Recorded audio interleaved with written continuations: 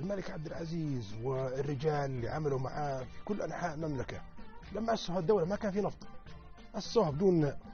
نفط، وأداروا الدولة بدون نفط، وعاشوا في الدولة بدون نفط، وتحدوا الاستعمار البريطاني،